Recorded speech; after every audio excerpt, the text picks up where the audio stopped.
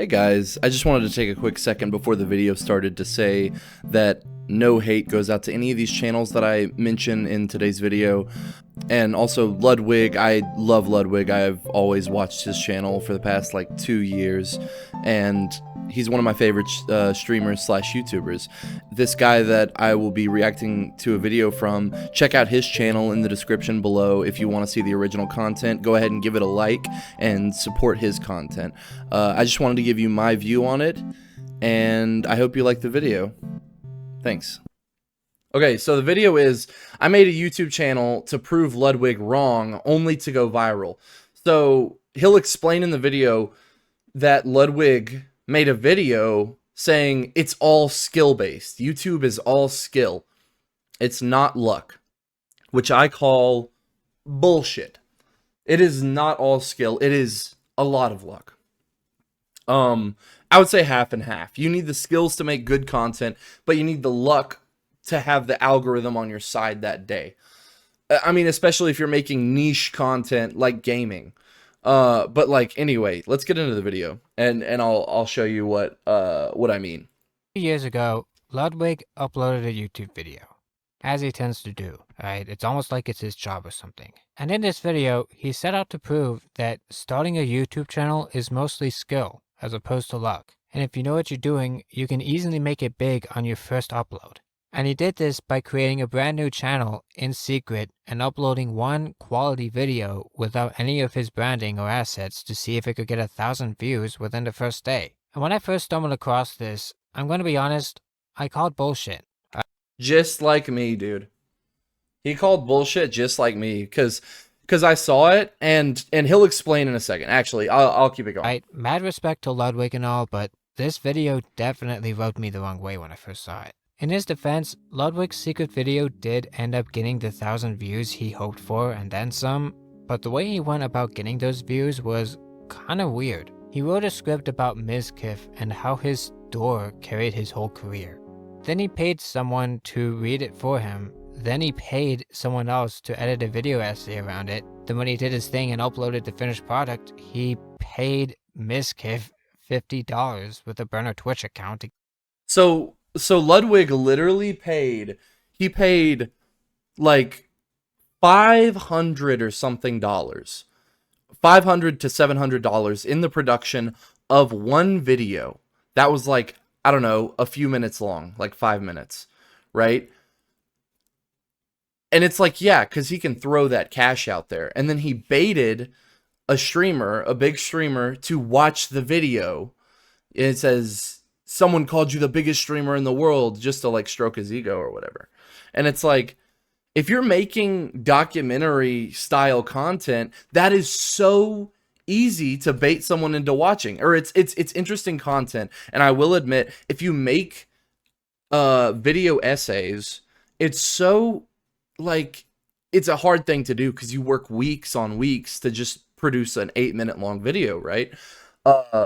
But people find that stuff interesting. That's quality, and the algorithm might pick it up a little easier, but you could still flop on a video. So you're spending a month on a video and you could flop. But if you just pay somebody to do it over 2 days, you know, and then pay a streamer to watch it, of course you're going to get like 10,000 views, right? To get him to watch it. Like, that's not skill, that is pay to play.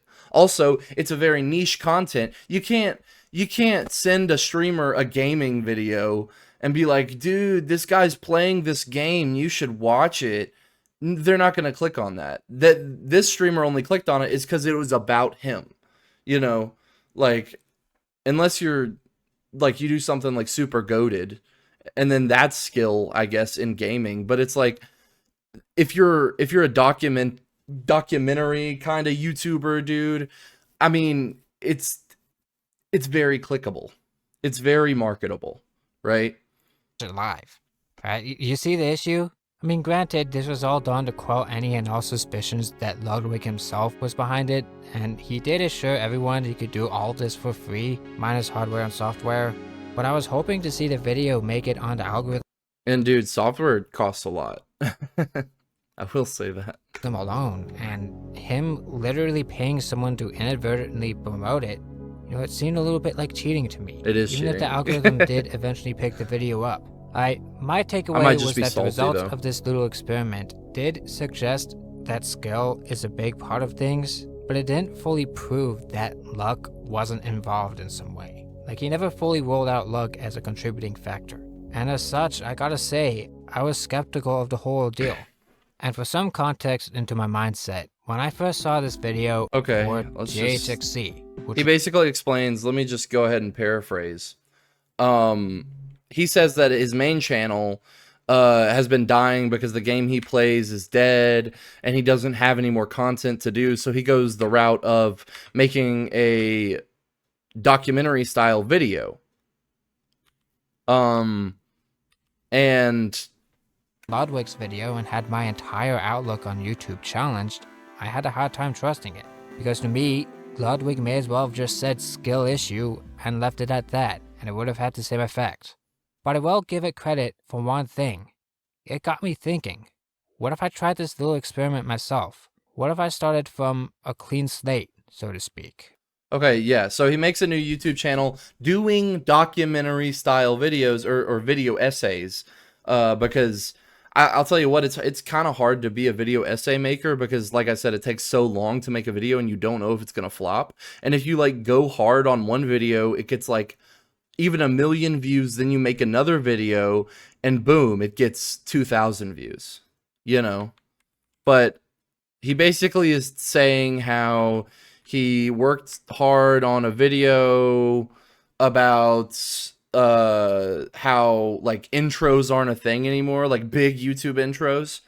And yeah, I'm just paraphrasing because he kind of goes on about it like a long time. I remember spending all February of 2023 writing, recording, finding footage, and eventually editing before rendering out a 6-minute video that I felt was the greatest video I had made up to that point. Something I had a ton of fun making and was incredibly proud of. I then set up the channel itself with the logo, banner, description, and everything else before uploading the intros video on March 8th, 2023. As for marketing, I did end up sharing this new channel on Oh wait, did he say March 8th? 1 second. 8th, 2023. Hey, that's my birthday.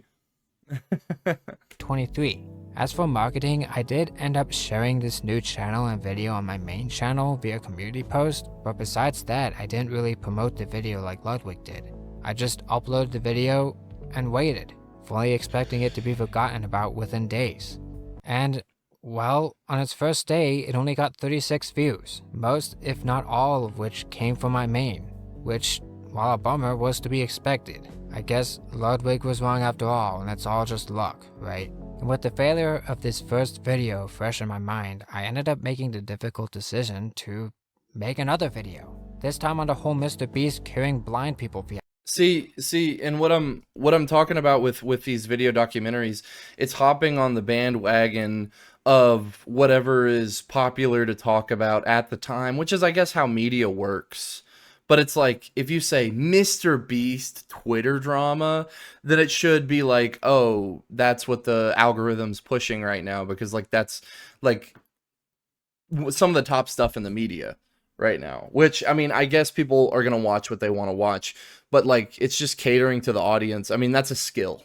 But I don't know, to me this type of content isn't for me though, you know, because I'm not passionate about it. It feels like just chasing the next story or whatever. But I feel like these, you know, get big on YouTube quick schemes, you know, AI generated content is all just on the same stuff. It's all about information. It's all about, you know, what's big in the news. And it's like, well, what if you don't want to do that? Because all the YouTube videos are like, it's so easy getting big on YouTube. You just make a video with a really good thumbnail and a really good title and a really good video. And then it's like, boom, you're famous. And it's just not like that.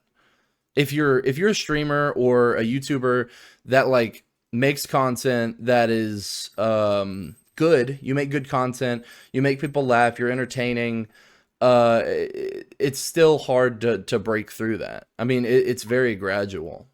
You can't just boom have an audience like that, but then eventually you might have a video that just does more like does better than others. Fiasco. That's why I think luck plays a big part of it, because the algorithm is not a skill. The algorithm is luck. That is, you can cater to it more and more, but it doesn't mean that you're going to have ultimate success.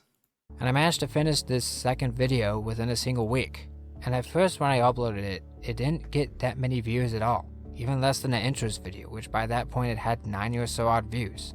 But then, something odd happened. He My got intros views. video started getting more attention, 1,000 views. And within a week, it surpassed 10,000, a view count I hadn't reached since 2020. All the while, I was getting hundreds of comments on the video wondering how someone with so few subscribers could make such quality content. That's when the intros video really blew up, far beyond what I could have ever even dreamed of. When all was said and done, that video managed to get more than 300,000 views, eventually surpassing my original myself, something that I'm honestly successful video. Nobody else was really talking about it. I also used a ton of subtle tricks that Ludwig kind of alluded to throughout his video. And I mean, I already had 4.5. Wait, putting keywords in the file name? There's no way that that's an actual thing.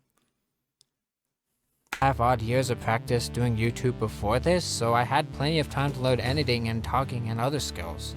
But even then, I don't think I could have predicted this level of success. You literally can't predict it because it's luck based. Anyway, once in a lifetime, then he says he's going to keep doing it, like, for a while.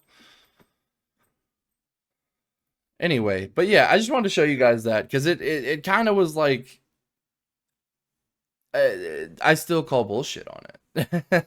I still say that YouTube is most luck. I mean, and basically what he was saying is saying that it's luck is just an excuse for like being bad at it, which I don't think that's the case at all. I think there's a lot of good you know, content creators that just don't get a lot of recognition, and the algorithm just doesn't pick it up. Jimmy, you said, I think the question is more of what audience you want to end up with. If it's purely luck based and a trash video hits the jackpot, you'll have that audience to work for.